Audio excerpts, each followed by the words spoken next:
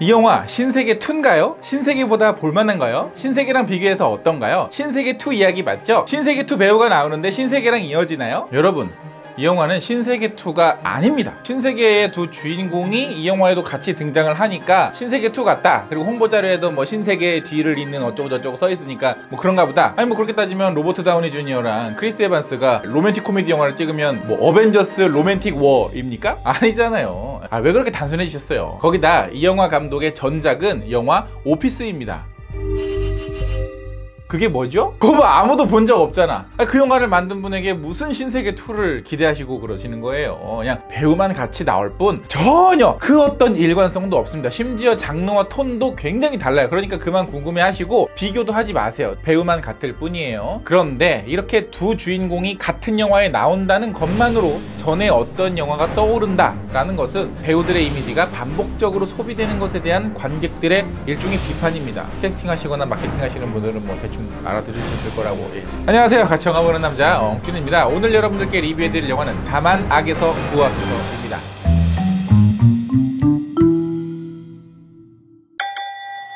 다만 악에서 구하소서, 줄여서 다만 악은 이 영화 액션 영화입니다. 그렇다 보니 액션 볼만합니까가 가장 궁금해하실 것 같은데, 일단 그 전에 그거보다 더 궁금하신 게 있겠다. 이 영화 망작인가요? 아닙니다. 망작은 아니에요.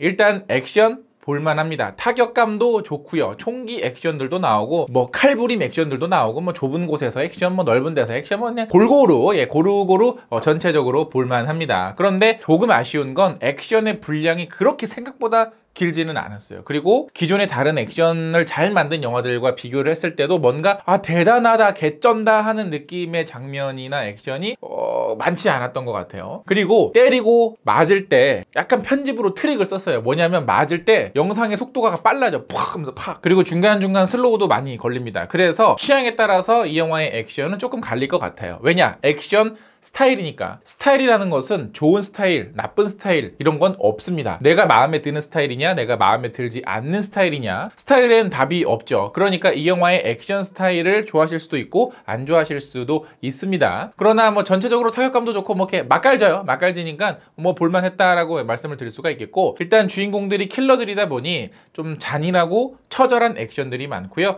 소리나 효과음도 굉장히 좋았고 음성 편집들도 좋았습니다. 그리고 전체적인 액션의 느낌은 마치 그 김성모 화백의 어떤 그런 마초적인 느낌이 강한 그런 액션, 뭐 이렇게 생각을 하시면 될 것 같습니다. 개인적으로 요 액션 뭐 나쁘진 않은데 조금 분량이 더 길었으면 어땠을까 하는 아쉬움이 남는 건 어쩔 수 없었네요.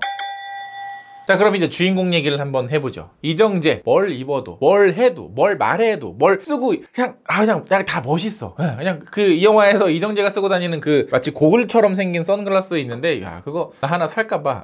이제 내가 쓰고 다니면은 이정재가 아니라 바이오맨처럼 보이겠지만, 어쨌든. 또 황정민, 뭘 해도, 뭘 입어도, 뭔 말을 해도 왠지 술 냄새가 나. 뭐 요 정도고요. 뭐 이 배우들이 사실 딱히 뭐 이 영화 속에서 얘기할 게 별로 없는 게 대사량이 많지도 않고 캐릭터가 굉장히 입체적인 것도 아니고, 특히 이정재가 맡았던 캐릭터는 뭐 굳이 뭐 이렇게까지 고생을 하셔야 되나라는 생각이 들 만큼 굉장히 심플한 캐릭터라서 캐릭터 자체는 그냥 딱히 할 얘기는 없고 배우들의 이미지가 어땠는지 정도를 그냥 뭐 대충 말씀드리는 것 정도밖에 할 말이 없는 것 같습니다. 그리고 이 영화의 또 다른 정민이죠. 박정민, 황정민 정민, 박정민 정민. 정민이 두 명입니다. 이 영화에서 의외의 캐릭터로 등장을 하는데, 일단 역할 자체는 재미를 담당하고 있고요. 엔딩에서 어느 정도 조금 중요한 포인트를 담당을 하고 있습니다. 재밌는 것은 연기가 굉장히 찰져요. 그래서 정감 가요. 이게 막 오바스럽거나 부담스럽거나 막 거부감이 드는 느낌은 아니고 정말 정감 가고 귀엽고 뭐 하여튼 그렇습니다. 특히 중간에 그 코수염, 요거는 이제 본 사람만 이해하실 거예요. 그죠? 근데 이 캐릭터, 박정민 씨가 맡았던 이 유이라는 캐릭터가 사실은 이 영화에서는 가장 큰 단점이기는 해요. 왜 그러냐면 엔딩 부분에 가서 굉장히 중요한 의미를 가지는 캐릭터가 되는데, 그러려면 이 영화의 주인공인 황정민과의 어떤 관계 설정이나 둘의 케미스트리나 이런 것들이 지금 이 영화보다 훨씬 더 돈독했어야 하지 않았을까. 쉽게 말하면 엔딩을 위한 캐릭터의 빌드업 이런 것들이 굉장히 약했던 것 같습니다. 물론 영화의 설정상에는 그럴 만한 이유가 있지만 그 이유가 관객들에게 납득되기에는 조금 부족했다. 뭐 스포라서 말씀드릴 수는 없으니까 아마 보신 분들은 어느 정도 공감을 하시지 않을까 싶어요. 그리고 이 영화 제목의 의미도 엔딩에서 딱 깨닫게 되기도 하죠. 그럼 이야기는 어떨까요? 이야기는 정말 단순합니다. 너무 단순해요. 그냥 so simple. 단순하다는 건 뭘까요? 뻔하다는 거죠. 뻔하다는 건 뭘까요? 예, 살짝 루즈합니다. 그나마 다행인 건 상영 시간이 막 2시간 반 막 이러진 않아. 무식하게 그냥 한 108분 뭐 엔딩 크레딧 뭐 오프닝 자르면 한 100분 정도니까 나쁘지 않았어요. 그래서 이야기 자체에서 우리에게 놀라움을 줄 만한 어떤 반전 요소나 서프라이즈한 요소들은 없습니다. 그냥 그래서 조금 집중을 덜 하면서 보더라도 괜찮은 수준의 이야기를 보여주고 있어요. 이렇게 이야기가 단순한 영화는 사실 세계관만 매력적이어도 충분히 재밌게 볼 수 있거든요. 이 영화의 세계관 어떨까요? 일단 이 영화를 보면 여러 가지 영화들이 당연히 떠오르실 겁니다. 뭐 예를 들어 존 윅, 테이큰, 아저씨 같은 영화들을 이 적절하게 믹스앤매치했다라는 기시감이 굉장히 강하게 들기는 하는데 뭐 이 예시를 들었던 이 세 편의 영화들의 공통점은 이야기가 단순하고 액션이 볼만한데 세계관이 제법 흥미롭다라는 거거든요. 예를 들어서 존 윅은 킬러들의 세계, 테이큰과 아저씨는 소녀를 구하다가 거대한 범죄 조직을 이렇게 붕괴시켜버린 어떤 그런 쾌감, 뭐 통렬함 이런 것들이 있죠. 그런데 이 영화 다만악은 그 영화들과 다른 점, 쾌감이 조금 약했어요. 뭐 이런 것도 보여주고 저런 것도 보여주고 이런 것도 알겠어. 어떤 이야기를 하는지 딱 알겠는데 이게 막 와, 대박, 쩔어 이런 통렬함이 없달까? 그래서 뭔가 조금 밋밋했습니다. 앞서 얘기했던 영화들도 사실 주인공들이 개인적인 목적을 위해서 달려나가지만 영화가 다 끝나고 보면 굉장히 거시적인 일을 끝난 것처럼 그래서 우리도 보고 나서 마음도 편하고 뭐 이렇잖아요. 하지만 다만악은 개인적인 목적을 위해서 일을 하기만 해요. 그래서 뭔가 시원한 느낌은 다소 부족하다라는 거. 그래서 이 영화는 마치 의도적으로 나는 너희들이 생각하는 영화들 있지? 그런 영화들하고 비슷하긴 한데 다른 길을 갈래 하는 느낌이 들 만큼 조금은 의도적으로 이런 참고될 만한 영화들과 거리감을 두는 느낌이 드는데 그래서 이 영화는 좀 더 가까운 영화를 굳이 예로 들자면 오히려 아수라나 달콤한 인생 같은 우리나라 그 액션 느와르, 감성 액션 느와르에 좀 더 가깝습니다. 이 이야기는 뒤에서 조금 더 덧붙이도록 할게요.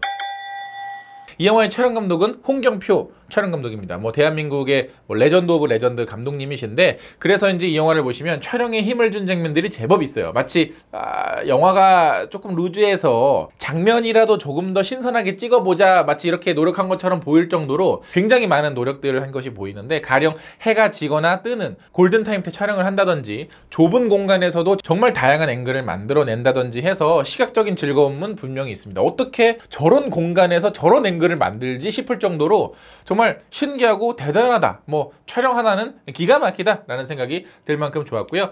거기에 이어서 아까 얘기했던 음악, 뭐 액션 스타일, 편집 스타일 이런 것들이 영화 전체를 조금 맛깔나게 해주고는 있습니다.